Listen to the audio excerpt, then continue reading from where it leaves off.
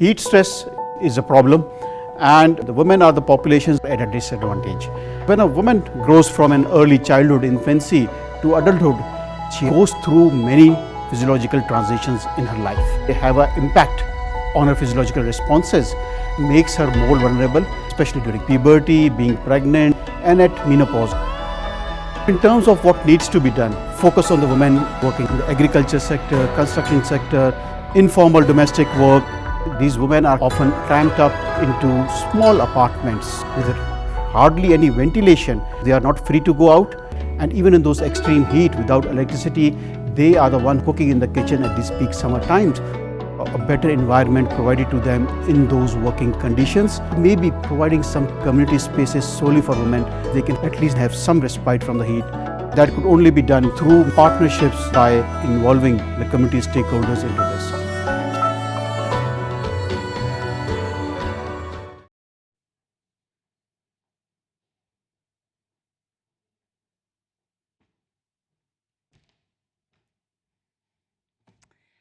Good afternoon, everyone, and a warm welcome to our seminar, Heat Proofing the Future, Solutions to Build Women's Resilience to Extreme Heat.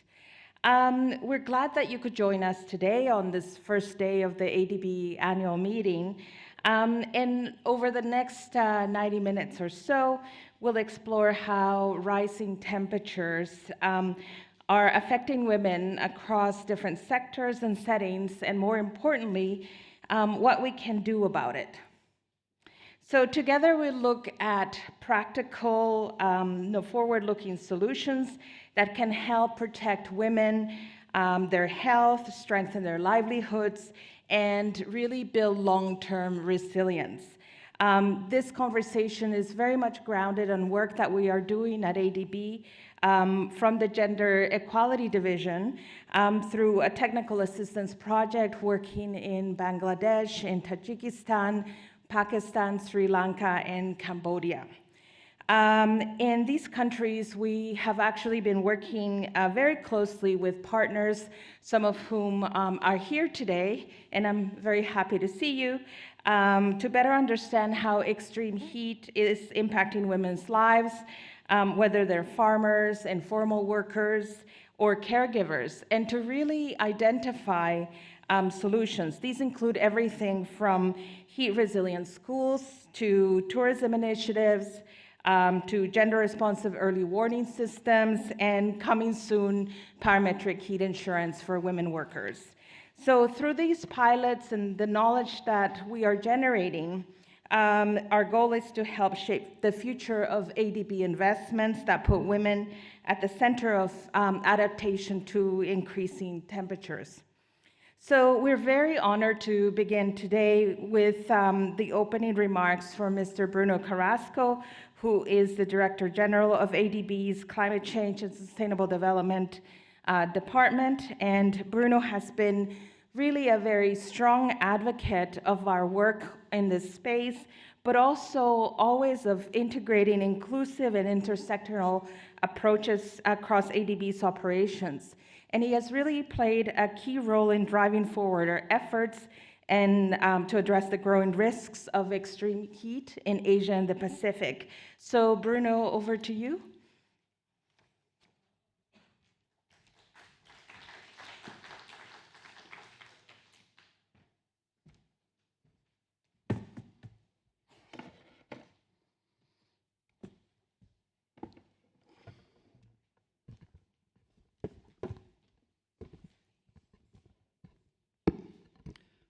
Okay, very good afternoon to all of you, distinguished guests, colleagues, and partners.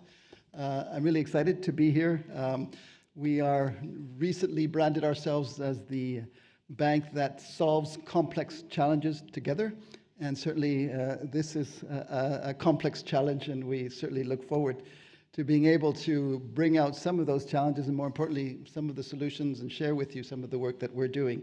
I wanted to, first of all, thank Zoni for all her leadership in this work. She's been fantastic, and thanks again also for the generous introduction. I certainly believe that what many countries in our Asia-Pacific region are facing, extreme heat, is of utmost importance. At ADB, as I said, we see this as a complex challenge that exemplifies, as Zoni was saying, the cross-cutting nature of some of this work. And it's, of course, closely interlinked with climate, with pollution, with health, and, of course, women and girls. And one where we need to place women and girls at the center of this work. We are, of course, at a pivotal moment. The World Meteorological Organization has confirmed that in 2024, we recorded the hottest ever year, and global temperatures, in fact, averaged 1.55 above pre-industrial levels. So we've effectively breached that critical 1.5 degrees Celsius threshold over an entire calendar year, and that's important to note. And this isn't, of course, a future scenario. This is very much a present reality, and it's happening now. Before we dive into today's discussions, I'd like to spend just a few minutes setting the scene. We have a wonderful set of panelists that we saw earlier on the screen, and we want to make sure that we get a lot of good ideas from you.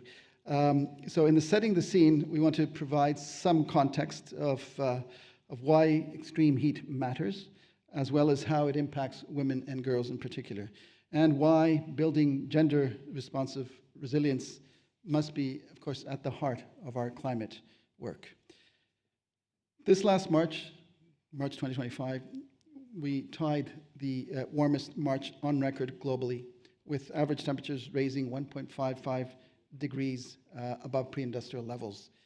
The world is warming fast, and faster than ever before, with longer, hotter, and more frequent heat waves.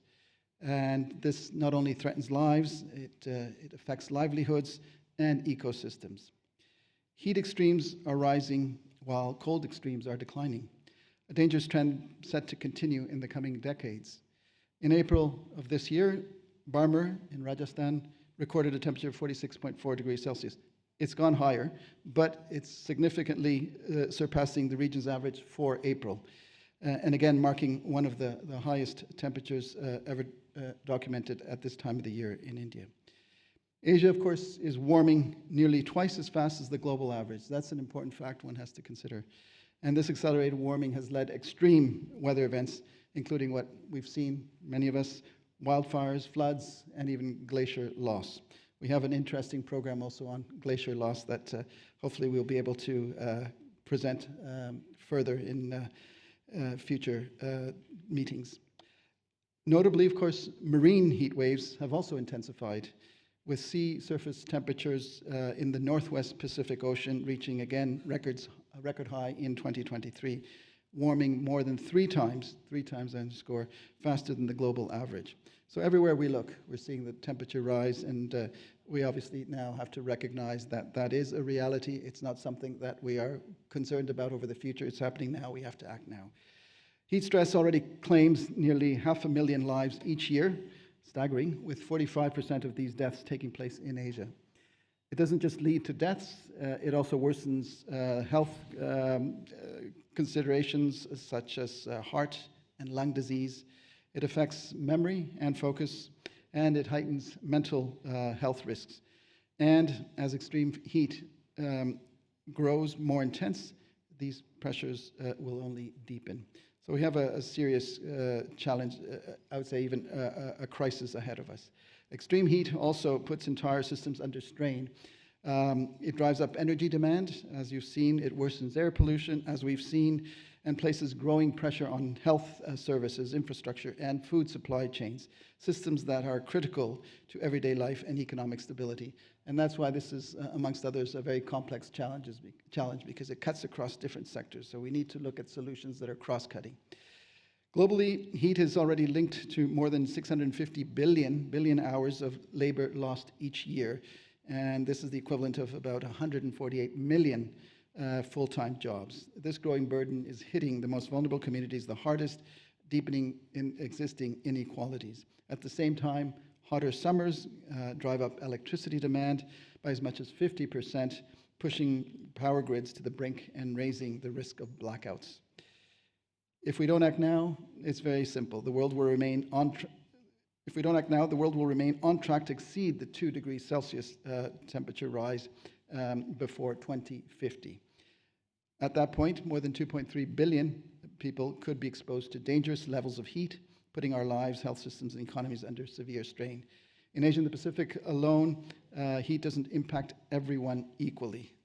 That's the fact, that's the reality. The burden falls hardest on those already facing layers of what we refer to as vulnerability, especially women, children, older adults, people with disabilities, and informal workers who often lack access to basic protection against the heat.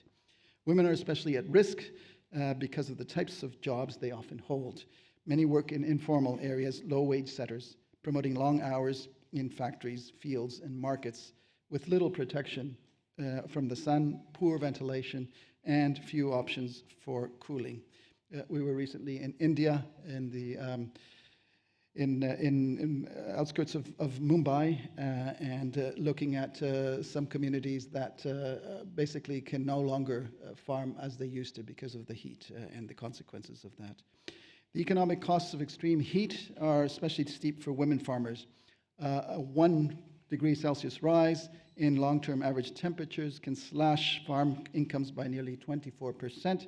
For female-headed households, the impact is even harsher, reducing total income by more than 1/3. Women already carry a heavy share of unpaid care work, as all of you know, performing around 80% in as many household work and spending twice as much time on domestic tasks than men do. During heat waves, this burden grows even heavier, increasing both their exposure to extreme temperatures as well as the risk of heat-related exhaustion. With heat waves growing longer, cooling now has become a basic need. A basic need is no longer a luxury. Yet women are 60% more likely to go without it, and leaving much more women exposed with fewer days to stay safe and recover. Certain biological and physiological factors, of course, are an important influence on how women experience heat stress. When combined with caregiving responsibilities, limited access to healthcare, and higher rates of poverty, these factors can indeed make extreme heat even more dangerous for many women. Pregnant women in particular face higher risks with temperature rise. Even a 1 degree Celsius increase in heat exposure can raise the risk of miscarriage or stillbirth by up to 42%. Heat is also linked with higher rates of pregnancy, complications, and newborn deaths. So you can see the tremendous impact of this as we take it forward. In Tajikistan, heat stress has led to a sharp drop in breast milk production, with many mothers now having to stop even exclusive breastfeeding just after 4 to 5 months from delivery. Extreme heat is already closing schools across Asia and the Pacific. We live in Manila. There's been already a couple of important school closings because of the extreme heat. This disrupts education for millions of students. Girls face often greater setbacks during heat waves, taking on caregiving and household responsibilities that pull them away from school. So important scarring effects in terms of their education and future livelihoods. At the same time, heat strains mental health, raises risks rather of anxiety, depression. We all become more impatient, including myself, and even suicide, and making it harder, of course, to make decisions. The social impacts of extreme heat must run even deeper. Heat strays our patience, as I said. We're now also seeing higher rates of gender-based violence, unfortunately, as temperatures rise. One study found that just a 1 degree Celsius increase in temperature is associated with an 8% increase in physical violence and a 7.3% increase in sexual violence. Building resilience means moving forward differently, and that starts by placing women at the center of the adaptation efforts. We need to look at innovative cooling solutions that protect both lives and livelihoods. Solar-powered fans, passive building designs, and better cold storages are already helping communities, whether it's on farm or in cities. And when we invest in things like shaded streets, green rooftops, and public schooling spaces, we're making everyday life safer, especially for women who have the least access to relief. Again, we were in India, and we saw a very small community project where there was simple efforts to plant more trees, create more shade, and that has completely reshaped the life in that community, because people are going out, people are meeting each other. There's more vendor stalls who have set up, so you can see how that plays a very important part in this whole effort to address heat stress. Early warning systems, of course, is one of the best tools for saving lives during extreme heat. In order for that to work, we need to reach the people that are most at risk. This means using communication channels that women trust and can easily access, well before, of course, a heat wave turns deadly. Health systems need to be ready to manage the impacts of extreme heat, again, especially for the more vulnerable, including pregnant women and caregivers. Financial tools like parametric insurance are also a very important part in this ecosystem and can play a difference by providing quick payouts when women are unable to work or lose income because of heat-related disruptions. Gender transformative heat action plans start by recognizing these realities that are affecting women in particular. When policies are built with women's experience in mind, resilience and efforts and stronger and more inclusive means become all the more impactful. Strengthening long-term resilience means closing the data gaps, so we're still having to face the challenge of data gaps, and that is important to be able to go forward.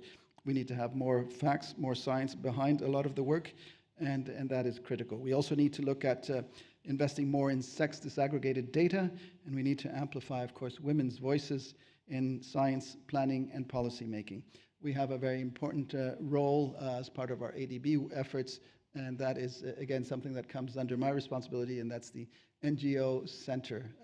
And that works very, very closely with civil society to try to hear also from them what are their experiences and what are some of the solutions that sometimes at community level they are supporting.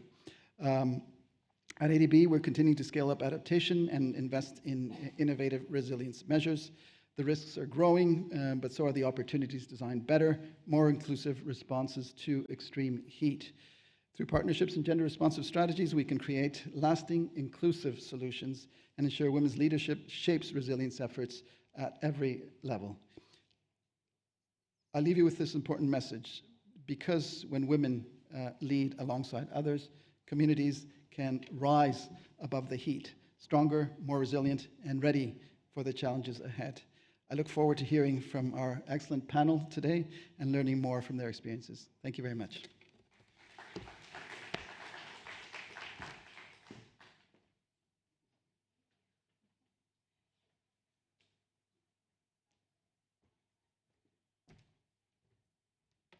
Thank you very much, Bruno, for starting off our dialogue this afternoon. If I can invite the panelists to join me up here on stage. May I invite, and I'm sorry, this is actually a slide that should have been replaced, but anyways, so we have with us today Loretta Heber-Girardet from UNDRR, Anuj Mehta, who is the country director for Thailand, Shruti Narayan, who's the managing director of regions and mayoral engagement with C40, Lauren Phillips, who's the deputy director for rural transformation and gender equality division at FAO, and we also have a very important guest that was not included here, but Yasmin Siddiqui, who is our director in one of the directors in the agricultural sector group. So if you could join us, please. Yes, and we can start our dialogue.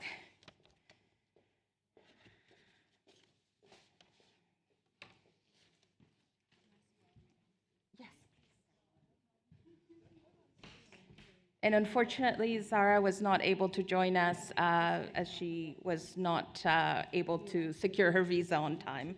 But I'm sure we can have her join us at another event soon, I hope. Okay.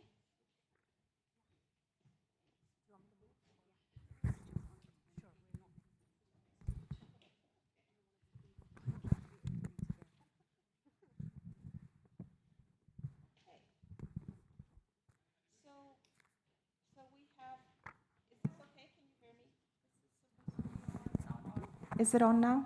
Perfect. Okay, so I wanted to start with Shruti and talking about cities, given that that C40 is really doing a lot of work to address urban heat. So Shruti, maybe if you could share how cities can ensure heat-resilient solutions such as urban greening, access to cooling and early warning systems, and how can cities help close the gender gaps and advance women's leadership? Thank you, Zoni, for that. And what a fantastic topic. So thanking ADB for actually bringing this to the front and center of the discussion around climate change and the action that's needed.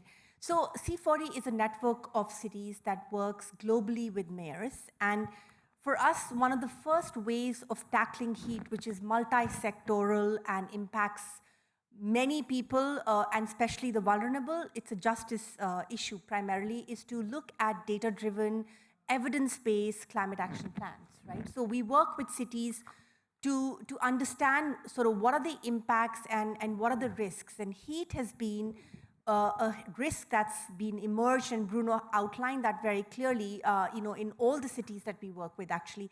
Probably nobody sitting in this room has not actually either directly or indirectly faced a heat event right now. So the way we are working with cities is looking at, what can they do in terms of a cross-sectoral impact, which looks at nature-based solutions. For example, the integration of, green spaces in the city, and in a very systemic way, right? It's very important if women are not put in the center of discussions on where these green spaces should be. They tend to be in places where women can't access them. So it's not just about looking at green spaces, but what is the access? Are they safe and secure for women to access them during the day? And how can that help them in, getting shelter from the heat waves that they are sort of saving themselves from? Then also looking at, examples of, women that work outdoors. Like we have been working with the mayor of Freetown, Mayor Akisoyer, on doing an intervention around women that have been working in markets and what kind of shelters they need to have, because there is, and also it's a very systemic livelihood issue, right? Women have to work longer to sell less, and there's a lot of wastage. So, it's about understanding issues of heat in a more systemic way and how the city and the political leadership can come forward and support it. Another example is we're working with the mayor of Phoenix right now to look at a very integrated heat action plan that looks at urban heat island effect, right? And how our areas where, women tend to be working in could be, looked from a cool roof perspective, and schools and nurseries could become shelters when a heat wave strikes. But just to kind of summarize in a bit of a generic trend, we have seen where political leadership tends to be women. There is a bit of a more care-centric response rather than infrastructure response.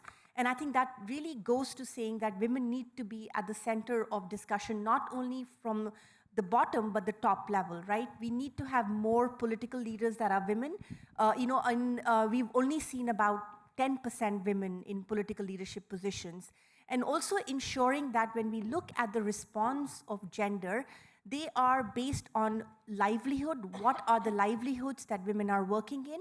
But also physiological response, and also the access to the response. Because a lot of times when we talk about early warning systems, they tend to be data-driven, and a lot of women don't even have access to cell phones. So it's really about, like that systemic approach of understanding how women need to be in the center of these discussions, and they can be involved.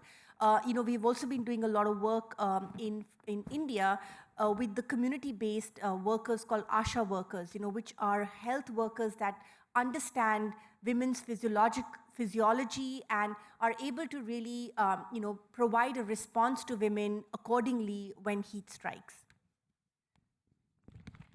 Thank you very much. And I think this is, moving from this city perspective of sort of how women are responding to extreme heat and what some cities like Freetown and Phoenix, as you have said, are doing to address some of these issues. I think it's also important for us to also look at the rural settings. And it would be good to hear from Lauren about how FAO is supporting women farmers in adapting to increasing temperatures, and sort of what are the existing opportunities or examples of good practice that we should be looking at to strengthen their resilience. Yeah, thanks so much for having me, and thanks for this super interesting conversation. I think it complements nicely to first think about cities and then to think about rural areas. Also because when we think about food systems, rather than just thinking about agriculture in rural areas, we notice that more than a third of the women who work in the world work in food systems. And if you look at areas like South Asia, you'll see that 71% is our estimates work in food systems. So that includes women who work in markets, as you were mentioning. Maybe just to comment on two small pieces of data. I saw that Bruno used some statistics that come from FAO, but we found that every year female-headed households experience losses of 8% more income than male-headed households due to heat stress, and that widens the income gap between those households by $37 billion a year. And the reasons that women are losing more money from heat stress have to do with their access to resources and the mobilization of resources that they need for adaptation, but also because they lack access to information and human capital like extension in agriculture or weather advisory services. So some of these gaps, you can close them through the provision of technology, but you have to design those programs in ways that they will get to women as well. There's still a notable gap, particularly in rural areas, between women and men's access to the internet and to cell phone technologies. I think in Pakistan, it's the largest gap in the world, and only around 2% of rural women have access to the internet or to cell phones. And so if you're hoping to deliver information about heat through those kinds of methodologies, you just won't be reaching the women that are most at risk from those methods. I also wanted to mention that a very good way, and we see this example in India and other places in the region, of reaching women is through existing community groups, whether those are sort of cooperatives, farmers organizations, informal workers associations, or self-help groups. Because women tend to adopt technologies when they're broadly used within their community. So it reduces the risk of adaptation and spending your own resources to use new technologies or new seeds in the case of agriculture, irrigation technologies, et cetera, if you're doing it in a group setting. And then I think the other thing that's important to underline is that even with access to that kind of information and supportive groups, we still have a serious policy issue to address, right? Only 6% of nationally determined contributions and national action plans on climate mention the specific challenges that women face from climate change, and they're not participating as actively in those policy spaces as they should be. And finally, I think when all of these systems fail, we do need backup options like social protection, which are determined depending on risks for heat stress and other types of climatic events. Most women don't have access to formal financial services, especially in rural areas, and very promising approaches that were mentioned, like parametric insurance, sometimes don't reach the poorest. And so social protection can be an important way that women have a backup and some degree of financial resources. I didn't yet tell you what FAO is doing, but I think I spoke for a while, so maybe I can get that on the next question. Thank you. That's okay. I think we'll have time also to come back to that. So one of the things that has been mentioned is the heat action plans as a tool for addressing extreme heat. However, they are mostly urban centric. So I'm going to ask this question to you, Yasmin. What are some of the key things that we could do to ensure that more heat action plans actually focus on rural settings and that they are gender responsive and effectively protect agricultural workers, particularly women? Okay, thank you very much, Zoni, and I'm pleased Shruti mentioned it, that the very relevance of this topic, and I would say ADB's hottest topic, is gender and heat stress. So I just want to help the audience first and take you all with me to farmer Firuza, who I met last year in an onion field in Tajikistan. And it was a hot day. We were all definitely sweating despite our caps and our cotton clothing. And we spoke to farmer Feroza, and I actually asked her the same question, Zoni, about how do you cope with this heat? Particularly when your clothing is maybe less appropriate in terms of the materials, the fabrics, of course, cultural sensitivities, and dress means that many women do also cover their hair. And her point that she made was that she felt it was cooler this way to be dressed in these clothings.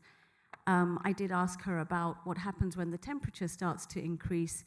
What will you do? How will you cope with this? And her answer was that maybe we'll just get up earlier in the morning to do the same task. So I think the first point that I would like to make, and picking up on Lauren's point, is the need for really helping to increase the awareness. And that means the awareness down at the grassroots level with farmers, women, farmers, communities, and farmer organizations. And I would like to highlight here that 30 years ago, when many of us may have started our careers in development, the farmer organization and participatory approaches were fundamental to development work. And I think it's time to revive those and really get back down to the field level. Secondly, the access to information becomes increasingly important because the heat stress topic itself, if we look at it mainstreamed as a climate topic, then ADB has been doing climate risk assessments, which do highlight for every one of our projects that changes in temperature will be impacting crops. But if we extend that, it's going to impact people as well. So we do embed in our project designs the approaches to have more resilient varieties of crops, seeds, and we could actually extend that to looking at what type of interventions do we therefore bring into our projects to help women cope with heat stress.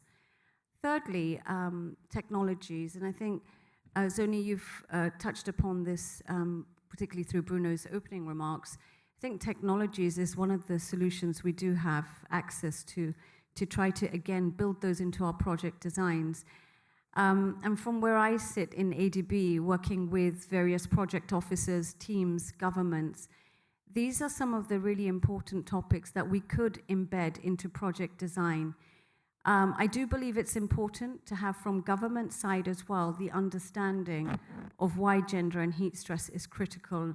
And I believe, Lauren, you've made those points already about the impacts on GDP.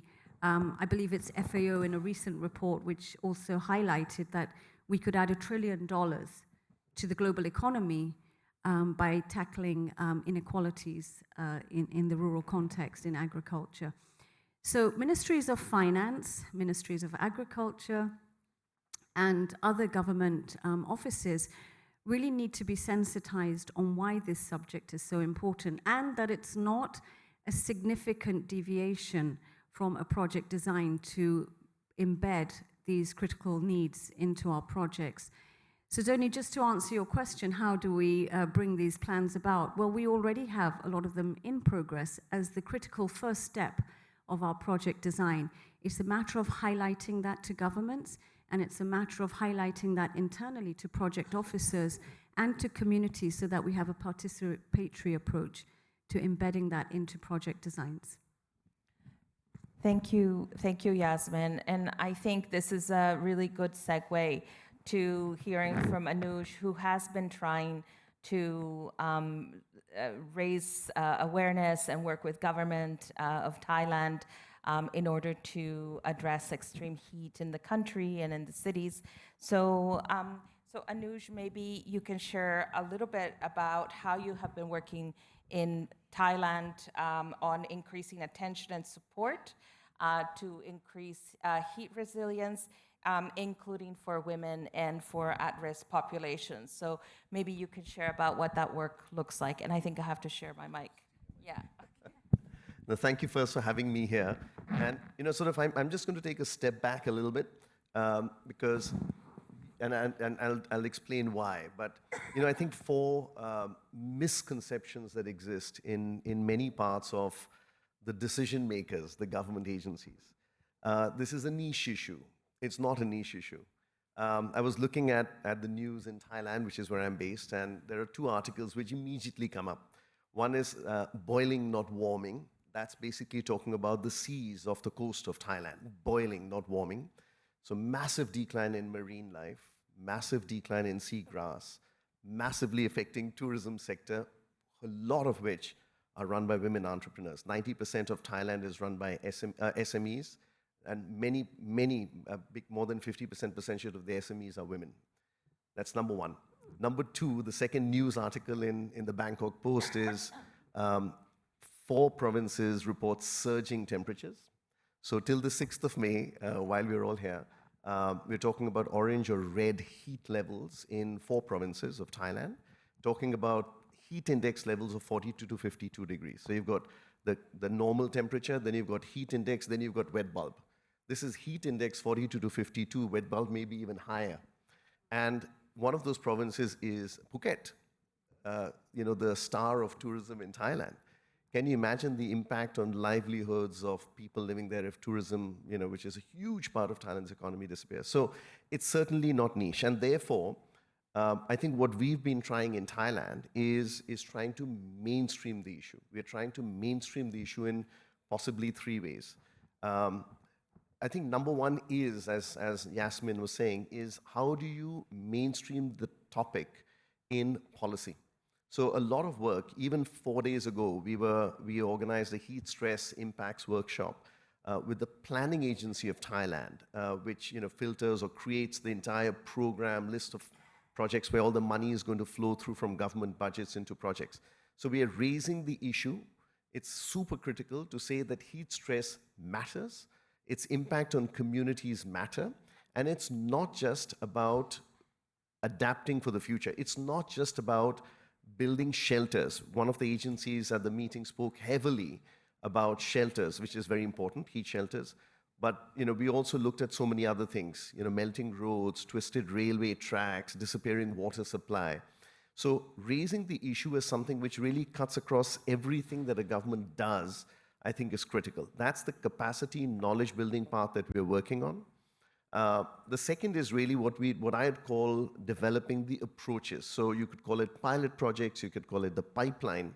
And in this, what we're saying is, let's focus, in Thailand's case, for example, 5, 6, 7 areas. It could be cities, zones, rural areas. We are refining the list at the moment and saying, let's develop an integrated heat action plan for those areas in terms of how it affects everything: infrastructure, service delivery, and finance. And create really a actionable heat plan, for want of another word, for those zones and cities, which we will structure. So we've already done some of this in 5 cities in Thailand, which we've called spun cities, actually. And in that, we've identified, look, how do you manage heat and water together? So how do you capture the water? How do you restore the lakes? How do you recreate the forests to create a better city which absorbs water and remains cooler? This also includes things that we don't often talk about when we're talking about heat, in many cases, green buildings. It's one of those simple solutions which we need to look at. So concrete roadmaps for cities which say these are the practical steps for a cooler city, if you like. And then the third is innovative finance. So, again, and perhaps I shouldn't talk too much about finance just yet, but the third part is it's easy to talk about it, but let's not talk about small projects. Let's not talk about niche. Those are useful, but what you need to do is get the scale of money and get the scale of money now. To bring it back full circle, in northern province of Thailand, we are talking about a temperature level, not heat index. We're talking about a temperature level at a record of 46, 47 degrees. As Bruno was saying, that was what I last read. It may have already changed. With that, everything is affected. So there isn't much time left to scale the financing that we need. How do we bring in the finance? We'll talk about it in another session. Thank you. So that will be your next question, is on finance. But I think this is very interesting, because what we have seen is that extreme heat is moving away from looking at it as kind of an emergency that we need to address for 2 weeks a year, or however much a heat wave may last, but it actually looking at extreme heat as a development challenge that cuts across sort of many other sectors beyond sort of the health sector. We need to look at sort of energy and agriculture and social development. You talked about social safety nets. And I think for that to happen, there are certain tools that we can develop together so that we bring together all the different stakeholders for better planning and coordination. And I think this is, Lori, something that you have been working on at UNDRR, looking at how we can develop a global framework for heat governance. And I think this is a very promising and interesting tool that governments could use. So maybe can you share a little bit about how that is going and sort of what it would include and how would gender be integrated into that? Thank you very much, and real pleasure to be here. When I started 5 or 6 years ago working on disaster risk reduction, extreme heat was really not one of the hazards that was at the forefront of the DRR community's thinking. And we often don't have very good news when it comes to disasters, but we have seen a trend decrease when it comes to mortality associated with hydrometeorological disasters due to better preparedness and early warning, the exception being extreme heat, where we are now seeing an increase in mortality, even though we still understand it's sometimes difficult for attribution. We are working with the World Meteorological Organization, the World Health Organization, UNDRR, and the GIN, the Heat Network, on a common framework for extreme heat risk governance. And the reason for this is because we're seeing that in many countries, there's a lack of clear institutional responsibility for tackling the issue of extreme heat. Sometimes it's been sitting with the health sector, but as we've all acknowledged, that is only one of the sectors that is impacted by heat, and what's really needed is an approach that is inclusive. However, what we're seeing is rather fragmentation in countries in managing extreme heat. As a result of this, we're seeing small-scale, rather reactive projects, as was just mentioned, rather than a whole-of-government approach. We're also seeing sometimes rather poor cross-sector and multi-level coordination between cities and the national government, between cities themselves, and between sectors. So there's opportunities to really develop a more intersectoral, multi-scale approach. We're also not fully seeing extreme heat integrated into national planning processes such as adaptation, where you may see it, but not really so much in disaster risk reduction strategies. We have launched the Early Warnings for All initiative under the leadership of the Secretary General of the UN, and very few of the national roadmaps really address extreme heat. So there's still quite a lot of work to do to integrate extreme heat as a hazard into many of the disaster management strategies, including early warning systems. And even when you think about adding extreme heat, let's not forget that half of Africa do not have effective early warning systems. So we still have a ways to go to really put in place these life-saving adaptation measures. The other challenge that we're seeing is this short-term emergency focus in heat action plans, where really many of the current heat action plans that we've been examining are designed to respond only once a heat event has occurred. So it's triggered because a heat event is either pending very shortly or it's underway. So this is a reactive posture rather than really the investment we need in the transformative long-term measures to address a warming planning. So this is heat-resilient infrastructure and urban planning, regulatory reforms, social protection systems. So these structural measures that need to be put into place to address extreme heat. We're also seeing the need for a more common language and model for governance, as well as understanding that inequity and vulnerability must be addressed. So it's not just an emergency response, but really getting to the root causes of the vulnerability. And this is where I think gender becomes a very important issue to look at. So what this framework is hoping to offer is a structured model. It's not a top-down approach, it's a model that aims to build demand for more work on extreme heat, we undertook work with Duke University, just looking at the UN system to see what were the programs underway in the UN that dealt with extreme heat.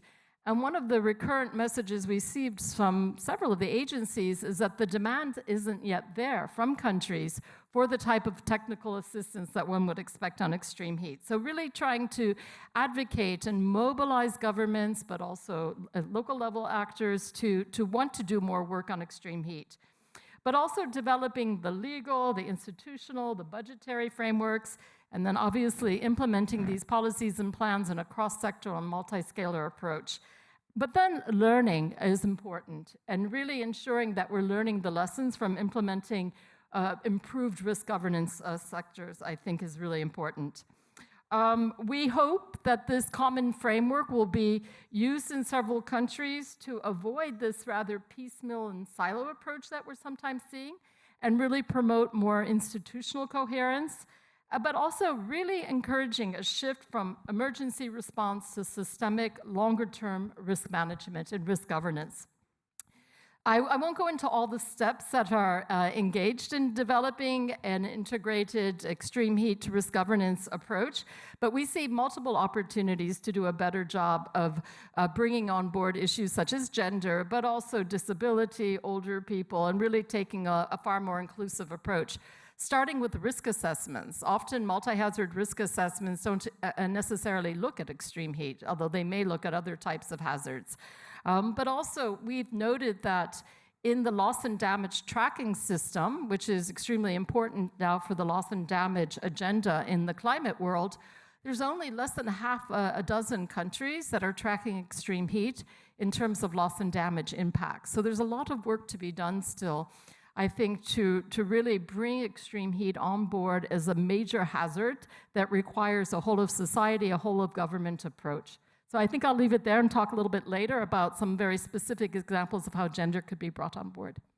Thank you, thank you. No, and I think you point to something that is really very critical. I mean, how do we drive demand for governments to want to invest in addressing extreme heat, but also that points to the fact that we have limited data still.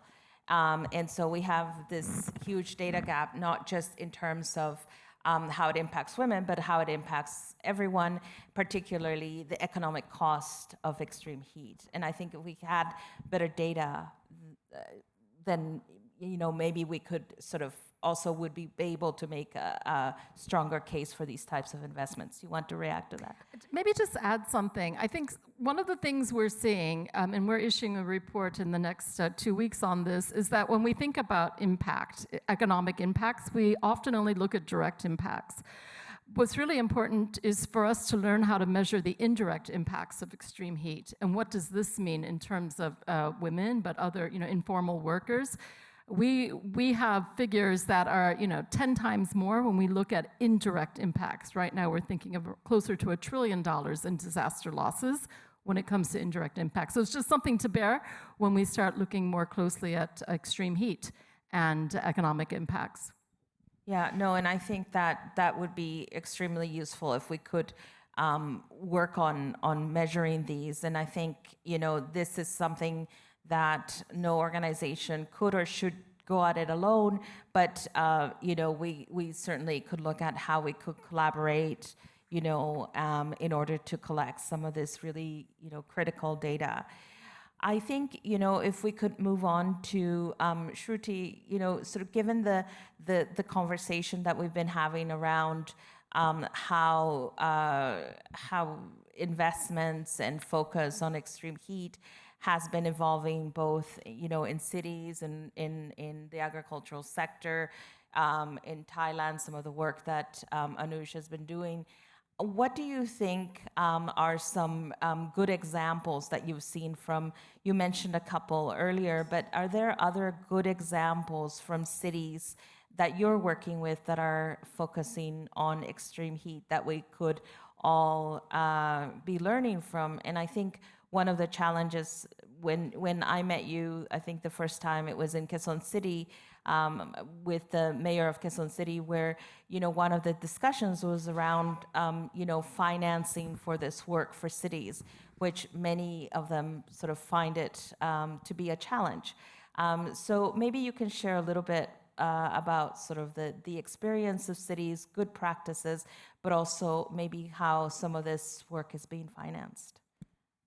Yeah, that's a lot, huh? But In 3 minutes. Yeah, 3 minutes. So I think, I mean, so just if we take, I mean, I really like what Anush said about mainstreaming. I mean, so C40 has just launched its new strategy for 2025 to 2030, and it's pivoted around mainstreaming. Because we really believe that if you do not take the actions and targets that are coming out of heat action plans or climate, which is, I think, the same thing, and integrate them into governance, you have lost the plot, right? You'll just keep doing plans again and again. So it's about how do you move from plans to action? And there are a couple of things that I want to outline, right? One of the things that we've been doing at C40 is something called climate budgeting, which is a process. It's very different than climate tagging or gender tagging, etc. It's basically a whole governance approach that looks at a city's accounting system. We had 12 pilot cities. It was a city of Oslo that has led it, which is now actually is done its third or fourth climate budget. And why it's important is because heat is cross-sectoral. I mean, we look at heat and climate as very integral, right? And the lens has to be that every rupee, dollar, or currency that the city is spending has to have the lens of climate. You know, because otherwise it'll just be different. And I think that's really important. So we've been working on that as a very important best practice, because especially in Global South, it becomes very important because, I mean, I'm sure the financier sitting in, you know, I worked at IFC before. The challenge is that we talk about the money being there, like the trillions and the billions and all of that, right? But the cities have challenges in getting it because of creditworthiness and blah, blah, blah, right? So, like, how do you get the city to get the money? Because a disaster event can set the city back by like 10 years or something, right? Especially in Global South. So how do you make sure that there are innovative mechanisms like bonds or public-private partnerships, et cetera, that can make the cities act? So the accounting, the budgeting system, climate budgeting is like the first step in ensuring that the cities has the ability to have a cleaner accounting system that leads to better creditworthiness. So that's a bit of an example of that. The second thing is that we believe that, you know, at C40, that the leadership, the political leadership is very, very critical, right? Because a good political leadership, as you mentioned, Mayor Joy of Quezon City is a star, you know. I mean, I'm a big fan personally, you know, and, you know, how she is not only leading the work in her city, but also kind of being a champion for other cities coming together and creating that pipeline and also influencing the national government, right? Because that sort of creates that sort of flow. So one of the things that we do in C40 is peer learning, right? Quezon City has this very fantastic example of community-based organic food, which talks about the indirect impact of heat, right? Because we're only talking about what's going to happen to us, but we need to know that there's going to be an impact on goods available and services available, food quality available, and all of that, right? So becoming more independent through community-based, you know, organic farms, that's just one idea that cities have been doing. And how do we then at C40 take that and create those peer learning platforms? Because what we don't want is each city to learn its own journey, right? You can learn what worked, what didn't work from each other. So we have very strong partnerships that exist. We're also launching, you know, we're having our World Mayors Summit. C40 organizes a summit which brings all the mayors together with national governments in Rio just before COP. And we're going to be launching our Heat and Health Accelerator, which basically is the commitment that the cities would do early warning systems by 2027 and have really explored the intersectionality of heat and health, and, you know, and creating all of this awareness which leads to financing, right? I mean, financing is, it's like a system that has, it's a part of an ecosystem, right? It's not like a standalone thing. So how do you create that mechanism? And we've also seen like community-based, interventions, and we have a lot of data that we, and anybody can go on our website. All our cities have done a very detailed risk assessment of which heat is a part, and there's data that's available, and we use this to sort of mobilize, community-based financial systems like microfinance or other mechanisms that, women and others can access funding, using that. And then, also creating other peer learning mechanisms of master planning. We're working in Chennai, for example, right now with the Metropolitan Development Authority, because the intent is to bring in these solutions to statutory documents, right? Otherwise, we'll just keep doing them again. And the idea is, how do you allocate, especially for growing cities that have urban growth issues, locking in the green spaces, the water needs, etc., so that as the heat events strike, and it's two parts, and I'll stop at that. It's like the immediate response and building the mitigation of it in long term, where you look at cooling, green spaces, transport, and all of that. So we're working on both with cities, right? And mobilizing funding for both, like you said. I mean, it's really, I really like the way you put that, the projects in mainstreaming ways. So, and we have many, many examples on our website. We have what we call a knowledge hub, where we put in case studies from different cities that can be accessed by anyone for learning. Thank you very much for that. I appreciate that I put you on the spot with only a few minutes to respond to what is a very large question. But earlier on, Lauren, you highlighted some of the results of the data that you had found through your report that you released last year. I wonder, and you ran out of time to talk about what some of the work that FAO is doing to address this. So maybe I'll just hand it over to you to do that. But before you do that, if I can we have two questions on Pigeonhole. If you have any questions, please submit your question by scanning the QR code, and then people can vote up your question, and we'll take the ones that have the most votes. So, but over to you, Lauren. Yeah, thanks so much. I would say that what FAO is doing is, let's talk about what we're doing at the ground level, and then talk about what we're doing sort of at the macro level. So at the ground level, the difference between knowing what kinds of technologies, what kinds of seeds, fertilizers, irrigation systems are designed to withstand heat extremes and climate change, and doing it in a way which is gender sensitive, is quite large, right? So the issue is that if you design good projects with good technology that you have a proven case for, and you don't think about why women aren't going to have access to that information, that technology, those adaptive strategies, you're not going to solve the problem that we're here talking about, right?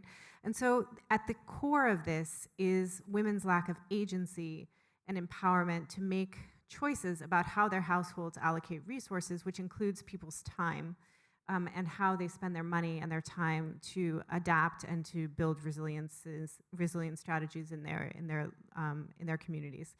And so I think what FAO has been trying to do is to use something that we call gender transformative approaches, which has to do with trying to address the underlying social norms which constrain women from having access to decision making, in order to empower them to take active part in their communities. And so we have examples from Nepal, for example, where we're using something called women farmer field schools and farmer business schools, where women are being trained in ways that are appropriate to their time constraints, to their knowledge constraints, to their literacy constraints in some cases, to work together with men to identify their own agency in making decisions about the use of resources, whether that has to do with techniques for soil moisture or livestock maintenance under heat conditions.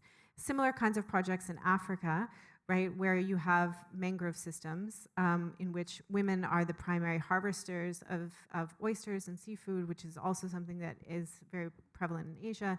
And women need to feel empowered to take actions which protect those ecosystems so that they continue to have livelihoods.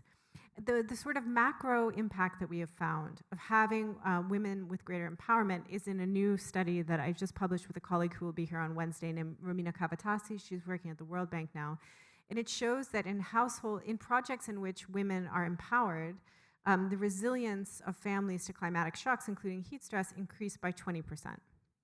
So it's an easy way, actually, to increase the resilience of households just by designing strategies which specifically look at women's empowerment and the kinds of constraints that women face in taking decisions in their households. And the reasons for that, right, are because women are often excluded from deciding how scarce resources are allocated. And so having 2 adults in the household or more deciding the allocation is often improving that.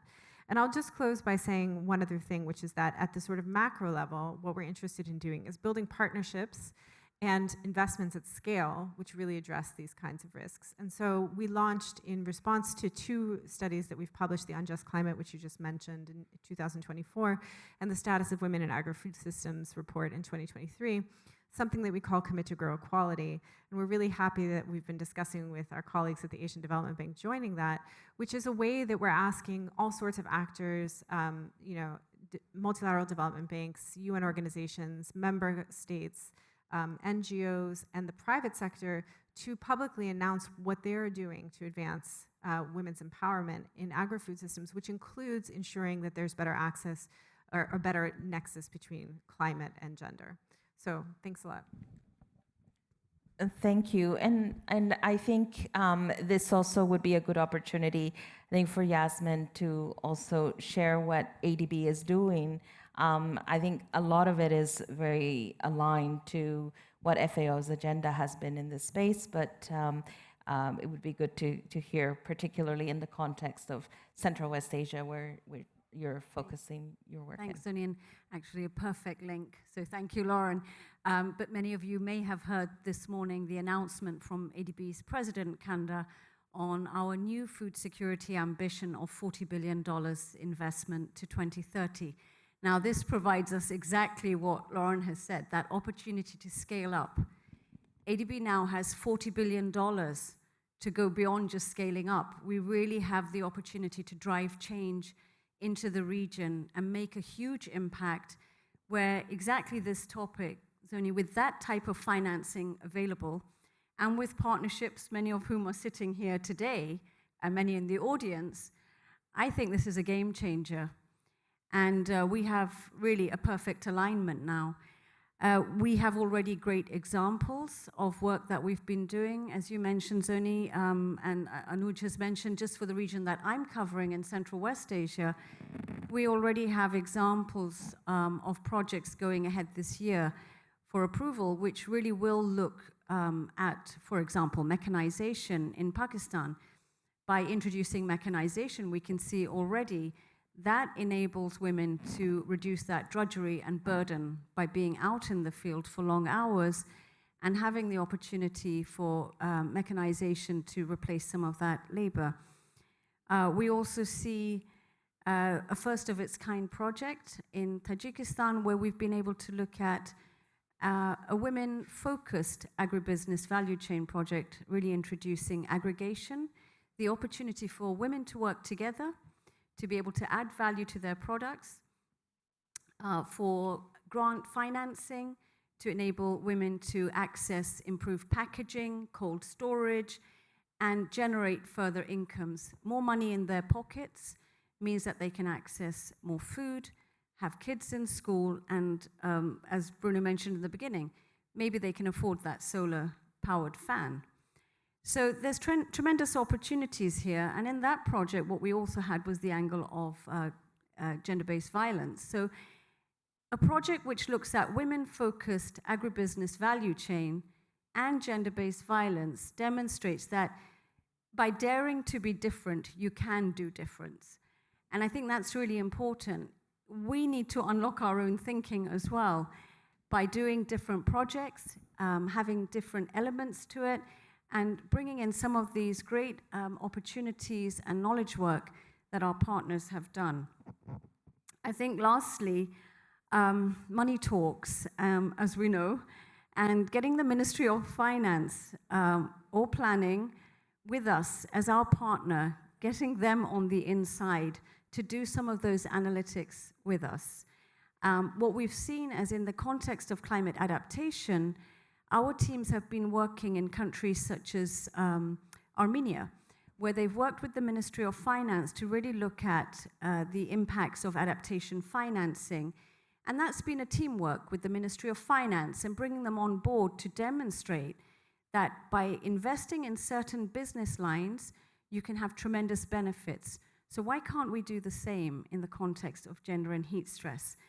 I don't see any reason that we can't. It's about really having that conversation, getting on the inside, doing joint work. And I believe that the work of FAO, the numbers that you've generated, and also a colleague from UN, if we can bring some of that information to Ministry of Finance, Planning, other line ministries to show them the difference, the impact of investing in certain specific areas, such as gender and heat stress, we can make huge differences overall to the economy. I'm sure they'll be willing to listen and tie that up with our new food security ambition. I think we're on to a winner. Thanks. Thank you. I really like your positive, like can-do attitude about this. It really gives me a lot of hope and energy. And you know, we've talked about some of the challenges, but maybe if I can turn to you, Laurie, again. I know that you've done some assessments of heat action plans, so maybe not focus so much on the challenges, but also maybe what we can do differently in order to strengthen these heat action plans and also be able to implement them at scale. Thank you. Thank you very much. And it is very encouraging to hear the panelists and all the great examples that are happening. So I'm also positive that this is really moving more to the forefront in the different sectors, including the disaster management sector. Having said that, we have been looking at some of the heat action plans and have found that gender is still treated somewhat superficially. It's addressed often as an issue, but very clear guidance on how to take specific actions sometimes is lacking. So I think it really needs to go a little bit further than that. Part of the problem is that we're not seeing good sex and age disaggregated data, which is informing not only, you know, the impact of extreme heat, but really who's most at risk, where are they, what are the socioeconomic conditions under which they are living and working, and that would really guide very targeted interventions. So there's still some more work to be done there. One of the areas that we have a specific concern is extreme heat and fragile context, including countries that are facing conflict. If I can just give the example of Sudan this last year, where women and children refugees were forced to flee in 44-degree heat temperatures with no shelter, lack of access to water, and also facing gender-based violence at the same time, sexual and gender-based violence. So we have to be careful, I would say, that as we scale up, and there's all this great attention going on to the issue of extreme heat and gender and extreme heat, we really do not leave certain countries behind, and it's often those countries that are in high levels of fragility. So some of the very specific areas that we would recommend is obviously scaling up the use of sex and age disaggregated data, better understand how heat affects women differently. We obviously are interested in the data on morbidity and mortality, but economic impacts, as we've just discussed, I think would be really more important, very important. We know that in terms of disaster impacts, where societies are feeling this greatest is in terms of economic losses. Now, I mentioned that there's a decrease in mortality due to disasters, but economic losses are increasing significantly. And this affects the poorest communities. It affects those that are most disenfranchised in society. So really trying to understand this is important.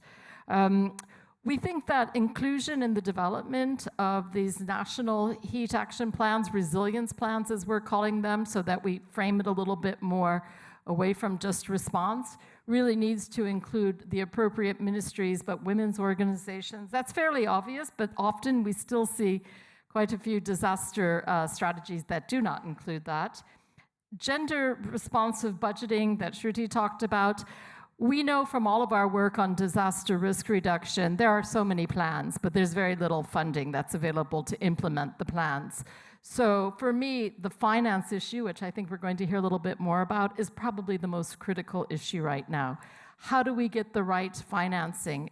And this is very true when it comes to urban level disaster risk reduction, where we've canvassed cities, and probably Shruti knows better than me, and that is the major impediment to building resilience, is having the access to the appropriate financing.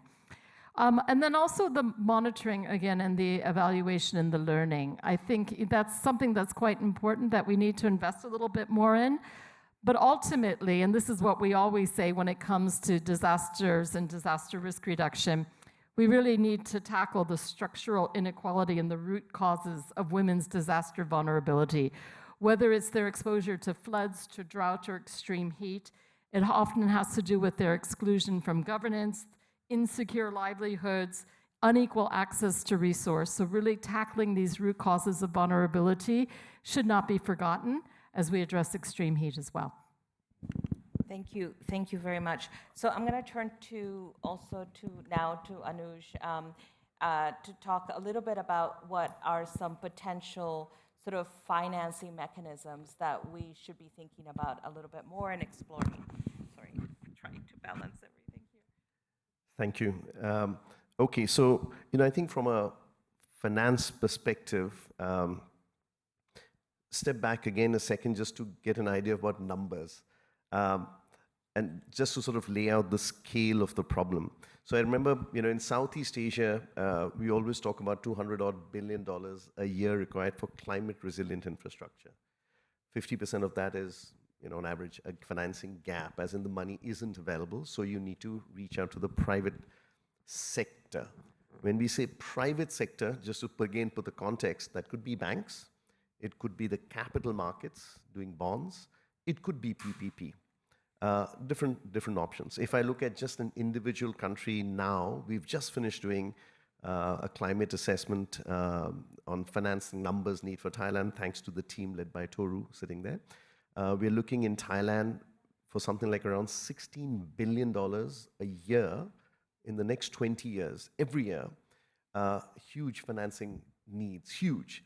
So climate resilient infrastructure, and within that, if you look at the issue of heat, that's one of the aspects. So just to give you a sense of the numbers, you ain't going to solve that with just a small amount of money from all the development banks, all the grants available, all the governments. You need private capital to flow. But how you get the private capital to flow depends on the kind of assets you're developing. So the colleagues on the panel have spoken about different types of projects, and I structure it according to classic infrastructure. So as an example of that, you've got your green cities or your spun cities or your non-heat island cities, right? So how do you do these better urban planning for cooler cities? That's your classic infrastructure, which includes e-mobility, your transport solutions, your roads, etc. Now, those are assets which could potentially pay back. They could have a revenue stream. So I lay it out because I'm trying to explain where we are going to go with the instruments. So you've got assets with the potential revenue stream. That's this. You could include in there, for example, potentially coastal protection. It may not have a direct revenue stream, but you could get revenues from hotels all along the coastline who could afford to pay a certain environmental fee. You've got that. These are assets which you need to build upstream. You've also got different types of assets which will be required in the event of disasters. Potentially heat shelters would fall into that. You've also got a third part of financing required, which is basically in the event of a heat disaster or an air pollution disaster, people are going to be out of work. In Thailand, we talk about a massive amount of labor, I think 12% or something, labor productivity loss from heat. So this is what you do for women, workers, informal workers who just can't work. How will they survive? That's another type of financing. So I make a distinction because the instruments available to us will mirror the kind of asset that we're going into. Bonds. That's a huge, huge instrument to use for assets, for your capital infrastructure like your cities, your metro rails, etc., which are heat resistant. Last year, we worked on a bond for the government of Thailand called the Sustainability Linked Bond. It raised about $1 billion, $800 million or so. It was 3 times oversubscribed. As in, we raised 800 million, as in the government of Thailand with ADB support, but there was 3 times more interest to put money into it. So if you structure this, it's basically just a paper, a bond issuance correctly, there is a lot of money waiting to flow into it. Similarly, there's another great bond which was done in Uruguay, which is actually linked to impacts on nature, the forests, the parks. There's another one which was done in Paris in 2015, linked to, again, parks and hectares of new parks and trees, as on the slide there. So you can create a bond with an indicator related to heat stress, women's livelihoods, etc., and it can raise a lot of money for a lot of projects. So I think heat bond, or bonds related to heat impact would certainly be one big instrument to be able to raise money quickly and to make it flow. You will need government agencies to help make these bonds affordable and accessible for many of these assets if the revenue streams aren't there. The other one I want to talk about is small loans. So going to the other side, blended funds which provide microfinance to entrepreneurs. And I was looking at an example in India, which is this example led by MHT, the Mahila Housing Trust, literally trust for women entrepreneurs and housing. And very small microfinance loans being given to women just to buy a white paint for cooling the buildings and for solar roof. And I was surprised that temperature reductions can be as much as 5 degrees. So having blended funds for microfinance is actually really valuable. And the third is this insurance, which is based on parameters. So parametric insurance, if you like, which basically says that in the event of a disaster, it's not the value of loss of the asset, but simply hitting a trigger point. Has the temperature exceeded a certain degree? If it has, the money flows. A little simpler than traditional insurance.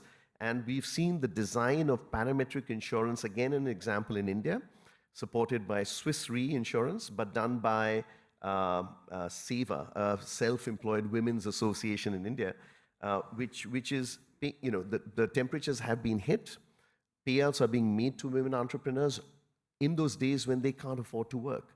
So here's another instrument. So insurance works, blended funds work, bonds work. Applying these to different countries and different situations will require an assessment of the local issues, But these are instruments which are there, which are working, and which need to be scaled up. Okay, so sorry, I should have gone to your other slide there, but I think you went through all the different examples. So we have a few minutes to take some questions. If you haven't voted for the pigeonhole questions, I would ask that you do that now, because we have quite a few. And if I can start with the one that has so far gotten the most votes.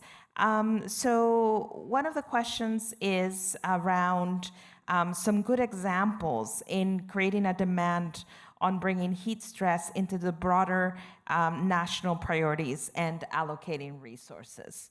So where you may have seen some good examples of creating demand for heat stress. I would think maybe there's lots of good examples from India. Yes? Yeah. Oh, okay. Yeah, if you want to start, yeah. Sure. I mean, I think the Mahila Housing Trust example has been actually seminal, which demonstrated that just with the application of a paint, you can bring down, the temperature, the thermal comfort of, the interior of the dwelling be less than like almost by 5 degrees, and also it's connected to gender in a way, because in those communities where Mahila Housing Trust actually applied this pilots is vulnerable communities where women are working at home during the day and men tend to step out, for work. So it's a very interesting example that's being scaled up actually across the country right now. And I mean, we're doing some work with Mumbai where we are looking at this as well. but also trying to see how we can make a regulation. Like, I mean, it exists in the energy codes, but it's just not getting implemented. So it's one of those examples of, kind of tying it up. I can also give an example of Sierra Leone in Africa, where we've been working with the mayor there on, tree, like, so the mayor's campaign is Tree Town, Free Town. I don't know if people have heard of this, but she has basically done a very impactful pilot where she took planting trees with community-based organizations. And planting trees is very interesting because you can plant trees, but if you don't monitor their growth, you will see more than 50 to 60% actually saplings die. So this program actually looked at tagging the trees that were getting planted, and there was a grower associated with every tree. And that was being given an incentive to keep this tree growing. And this is sort of now being scaled up to Freetown as well. And even in the Quezon City example, Zoni, we've seen that the Philippines is picking that up as well, and so these are some examples of looking at solutions, and the parametric insurance one is also actually being globally looked at now and tested out. If I can share a couple of examples on sort of creating demand for addressing extreme heat as a national priority, I think we can look at two. One, in terms of what has been done in Paris with Mayor Hidalgo, who worked really hard following one of the heat waves where they had a lot of mortality. They had many health emergencies, and I think it really came to the forefront that this was an issue that they needed to address as a priority. And I think as a result, she has done an incredible job in sort of closing streets so that they are walking spaces, green walking spaces, creating green corridors. She hasn't had, I think, as much success on sort of the green roofs and white reflective roofs because that has to some extent come into conflict with conservation rules around the city because actually the metal roofs are considered to be heritage kind of sites. So she's had some limited success with that. But we have seen a huge transformation. If you look at sort of the thermal scans of the city from before to now, it's a huge change. I think another great example is Medellin in Colombia, where you have green corridors, and the city has really been transformed in a massive reduction in extreme heat. Other examples, I think, in Australia, in Sydney and Melbourne, I think given sort of the extreme temperatures that they have been facing, there is much more awareness and demand for green spaces and for early warning systems, for community collaboration to help those most vulnerable. So I think maybe those are some of the other examples. We have another question. It says, thank you for the excellent panel. It seems that there's national level inertia compared to local responses and regional global projects dealing with extreme heat. How can we address these governance aspects? Did you want to try to respond to that, Lori? Yeah, I think that's a really interesting reflection. I do think that you are getting a lot of good examples coming from cities, but this is also where you're feeling the greatest impact of heat. So it's normal that I think the city should be, leading the way, if you want. But of course, cities need finance, and there needs to be a role of the national government in trying to support cities to do this financing. So as we mentioned earlier, we hope that these heat resilience risk governance plans will be a way of really ensuring that the government not to take ownership over what's happening in the country, but at least mobilize the necessary ministries, the finance ministry, the planning ministry, the urban planning ministries, women's health, others, to work collectively together. It needs a little bit perhaps of a push or a pull, if you want. I don't maybe want to say a push, but I think there is interest, and there has been quite a few countries that have reached out to us to say they would be wanting to pilot, if you want, this governance framework as a way of drawing more attention to the issue. And some of these countries are actually in Africa, which is interesting to me. I think there's been a lot of focus in India and other countries, Bangladesh, really good examples. But now we're seeing more interest from African countries and asking for some support. So hopefully the situation will change moving forward. You know, just to add to that, you know, I'm not sure I'd call it national level inertia. Because, you know, to be fair, governments have got a lot of problems that they're dealing with, a lot. And so, you know, I know when I go to governments and say, hey, I want to talk to you about clean air. Then I say, hey, I want to talk to you about heat. Oh, by the way, also coastal. You know, they are inundated with stuff. And everybody's, you know, a lot of them are trying really hard to deal with it. But what does work is when it is, sorry to use the word again, mainstreamed. So it's not a niche issue to be dealt with one ministry for women and children or social development.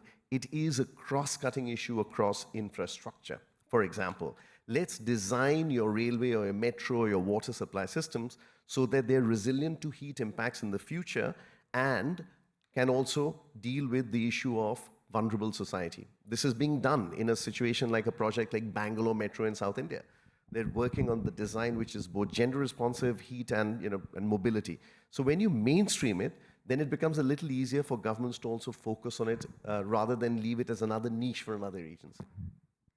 I'm going to not disagree, bring another opinion, which is sometimes we just need to nudge it along a little bit. And I agree that governments have tremendous levels of multiple issues that they're dealing with. But I do think that by nudging it along, and we have good examples, Laurie, as you've mentioned, we've got frameworks available, we've got examples available.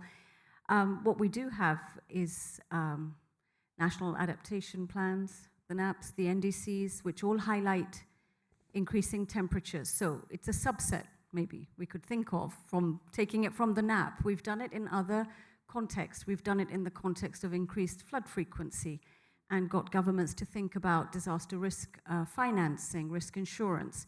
So I would see that you could take it as a subset from the NAP or the, you know, taking forward your planning approach. And then we have the opportunity as well to look at collaboration, partnerships, and I always say the power of partnerships. Anuj, you've said it already, it's not one of us alone who can tackle this. We've got to join hands. So that's very essential. And I think the panel exemplifies that. But secondly, we have grant resources. And I often find that grant resources are a great way to nudge everyone along and demonstrate results. So with our Asian Development Fund financing, which has a specific thematic window around climate and disaster, one around gender and one on regional cooperation, we have the opportunity to actually mobilize grant financing to supplement a loan or additional grant resources and have scalability in it, but governments may be more willing to take that as a first step before they go for the full-fledged borrowing and scaling up. So incentivizing. I just want to add one thing really quickly. We also have a partnership called CHAMP, which is the Coalition of High Ambition Multi-Level Partnership that was launched at COP28, which is basically looking at how one can bring in governments that are signatories with the cities to have a bit of a combined response at the national level. So there is progress in that front as well. That's really, really great to hear. And I think, so we're almost out of time, but I have one question that actually sort of addresses the last question, that kind of addresses the last question that I wanted to ask of all of the panelists. And that is, you know, given the resources are always scarce, what are one or two areas that need to be prioritized today if we want, by governments or others, if we want to address this issue? So maybe if I can start with you, Lauren, if you had to kind of say one or two key things that we need to start working on to address this issue. I think I would just add to the list of infrastructure which we can heat-proof that we were talking about, to say also food systems infrastructure, so production and distribution of food, and the care infrastructure. because the care infrastructure, you know, where do we, what do we do with older people who can't withstand heat? What do we do with young children? Can we build even food systems which allow children to be in safe spaces when it's hot? Can we reduce the need for the farmer that you mentioned to wake up earlier in the morning and do extra hours of work by, you know, alleviating some of the care burden? So I would just add that to the types of infrastructure we can invest in.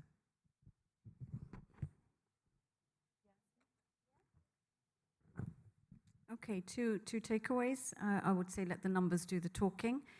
What does it cost when women are out of work due to increased temperatures? What does it cost when women have to be off sick for longer? What does it cost in the long run to an economy? What does it cost when girls are out of school due to increased heat and not having schools that are properly insulated for that heat? So I think it's really important we try to show that dollar impact in the long run and the implications for GDP and GDP growth, and what a simple solution could add to the GDP. That's one. I would say the other one is really looking at technologies, and maybe, Anuj, from your point on private sector, I would look at private sector in terms of technologies and innovations and how we can really do some simple solutions and pilot test those to demonstrate those impacts. And I think something like the paint is a very simple one, might not work necessarily in all the contexts of rural environments, but there are other solutions that we can think of, and some of those are simply rooftop solar. We should embed those into many of our projects. We sort of see them as separated from a rural development project, but they can be integral. Thanks. I'm glad I'm going before Anuj because I'm going to use what he may say. But the first one that I would like to say is that it needs to be, any response needs to be data-driven and evidence-based, you know. And especially when we're looking at women, I think it needs to talk about livelihoods. It should have disaggregated, you know, data that's collected of vulnerable population. That could be, you know, sex or disabilities, older vulnerable population, all of them. And also look at the asymmetry of response availability, like the data asymmetry and all of that. So it can't be one blanket solution. And the second one is the mainstreaming part, which is the one that I'm stealing from him, is that it has to be integrated into governance, and it must sort of not be like we're doing plans after plans after plans. It needs to hit the ground running where it becomes a part of the governance.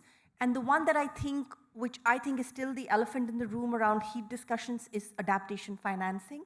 And I think we need to really be able to, because a lot of solutions still, you know, a bankable project will get financing, but the challenge becomes in adaptation finance or nature-based solutions, et cetera, which form a very important component of heat response, is how do you make them bankable? And I think getting that information and projects and more, you know, data on that would really help. Well, everybody is saying everything I was going to say, but maybe just add a few more perspectives on it. I think, you know, we say, what is it, 3/4 of the infrastructure that will exist in 2050 has yet to be built, right? So we have an opportunity to lock in heat resilience now with all the new investments that we're making. So really making sure that all of the infrastructure investments take into account the projections on heat and other climate extremes, I think, is really important. One of the things we didn't go into too much today, and probably we should look at a little bit further, is social protection and the role that this can play, in particular in ensuring that more women do not go further, deeper down the poverty route because of extreme weather events such as heat. And I think that there's a role for social protection systems to pick up more of these issues. And then the third, but I'm going to hand over to Anush, is obviously innovative integrated financing for countries and for cities. I think this is probably the most critical area that needs more work. Yeah, I mean, I obviously will say the same things, but I think if I had to have, you know, two things, I'd love an example of a really good, cool city action plan, because nothing works like a demonstrated success. An integrated action plan for a city in Asia suffering from heat stress and saying these are the 6 or 7 components that you need to put in there which can be implemented. That's number one. And number two is really a heat resilient bond which could be done in Asia Pacific by a national government, which therefore signals to the market the seriousness of intent to tackle the issue. I think those would be two examples of things that I'd love to see. Wow, okay. So I think that those are really great priorities to end this discussion with. And, you know, today's discussion, I think, really reinforces that to address extreme heat, we need integrated solutions. We need to have better data. We need to be able to offer sort of practical examples of what works that is evidence-informed, science-informed, and that it takes a multi-sectoral approach. So I'm really thankful to all of the panelists for making the time and traveling to Milan to be with us today and sharing your thoughts and your expertise and really being very inspirational in sort of your messages. I think we have some challenges, but we also have some good ways forward that could help us address this increasing you know, problem for our region, for Asia and the Pacific, but also globally. So thank you very much for being with us today. Thank you.